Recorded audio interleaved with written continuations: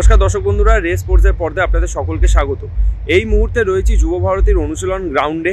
আজকে কিন্তু মোহনবাগান দল জোর কদমে তাদের অনুশীলন কিন্তু শুরু করে দিল। মূলত আজকে রিকভারি সেশন থাকলেও দল কিন্তু প্রথমে কিছুক্ষণ রিকভারি সেশন সারার পর সিচুয়েশন প্র্যাকটিস এবং পাসিং ফুটবলের ওপরও কিন্তু জোর দিল। অর্থাৎ বোঝাই যাচ্ছে যে আগামী 2 তারিখ ঘরের মাঠে হায়দ্রাবাদ এফসির বিরুদ্ধে যে ম্যাচটি রয়েছে সেই ম্যাচের আগে কিন্তু কোচ হোসে মলিনার হাতে খুব বেশি সময় নেই। সেই কারণে তিনি কিন্তু সময় নষ্ট না করেই আজকে পুরো দমেই দলকে অনুশীলনে মগ্ন রাখলেন। এবং আজকে অনুশীলনে কিন্তু দেখা গেল গ্রেগ স্টুয়ার্ট তিনি কিন্তু প্রথমে যখন দল সিচুয়েশন প্র্যাকটিস শুরু করার আগে যখন মূলত ড্রিলিং সেশন চলছিল, যেখানে পাসিং শুটিং এই সমস্ত প্রক্রিয়ায় দল সারছিল, সেই সময় কিন্তু দেখা গেছিল যে গ্রেগ স্টুয়ার্ট তিনি কিন্তু বল পায় তার সতীর্থদের সঙ্গে অনুশীলন করলেও শুটিং পাসিং এই সমস্ত কিন্তু তিনি করলেও মূল দল যখন সিচুয়েশন প্র্যাকটিসে নামলো সেই সময় কিন্তু গ্রেগ স্টুয়ার্ট তিনি সিচুয়েশন প্র্যাকটিস করলেন না। তাকে সেই সময় দেখা গেল যে তিনি সাইড লাইনেই মূলত নিজের রিকভারি সেশন সারতে মত্ত ছিলেন। অর্থাৎ তাকে দেখে এটা বোঝাই যাচ্ছে যে তিনি যতটা নিজেকে প্রস্তুত করতে তৎপর ততটাই কিন্তু কোচ হোসে মলিনা তাকে নিয়ে সতর্ক, কারণ তাকে কিন্তু এখনই সিচুয়েশন প্র্যাকটিসে পুরোপুরি করিয়ে আপনারা কিন্তু জানেন যে গ্রেগ স্টুয়ার্টের একটা ইনজুরি রয়েছে এবং সেই ইনজুরির কারণে তাকে নিয়ে কিন্তু বাড়তি ঝুঁকি নিতে চাইছেন না কোচ হোসে মলিনা। সেই কারণেই ধীরে ধীরে তাকে অনুশীলনের মধ্যে রেখে তাকে কিন্তু প্রস্তুত করে নিতে চাইছেন আগামী ম্যাচগুলোর জন্য। এছাড়াও দিমিত্রি পেত্রাতস তারও কিন্তু একটা ইনজুরি রয়েছে এবং সেই ইনজুরির কারণে তিনি কিন্তু আজকে মাঠে এলেন, তবে তিনি কিন্তু সাইড লাইনেই নিজের মূলত রিকভারি সারলেন। অর্থাৎ তাকে দেখেও বোঝা যাচ্ছে যে যত দ্রুত সম্ভব নিজেকে কিন্তু সুস্থ করে তুলতে মরিয়া রয়েছেন দিমিত্রি পেত্রাতস। এছাড়া গোটা দল সিচুয়েশন প্র্যাকটিসের সময় কিন্তু বেশ চনমনে মেজাজেই সকলে ছিল এবং সকলের মধ্যে সেই জয়ের খিদে কিন্তু বোঝাই যাচ্ছিল অনুশীলনে, এবং সকলেই হায়দ্রাবাদ ম্যাচের জন্য কিন্তু প্রস্তুতি সারছেন। অপরদিকে কিন্তু দলের দুই গুরুত্বপূর্ণ ফুটবলার মনবীর সিং এবং আশিক কুরনিয়ান দুজনেই কিন্তু আজকে অনুশীলনে অনুপস্থিত ছিলেন।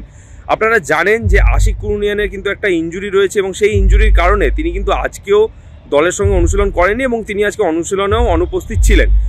চলুন দেখে নেওয়া যাক অনুশীলনে ফুটবলাররা এসে কী কী করলেন তার মুহূর্ত।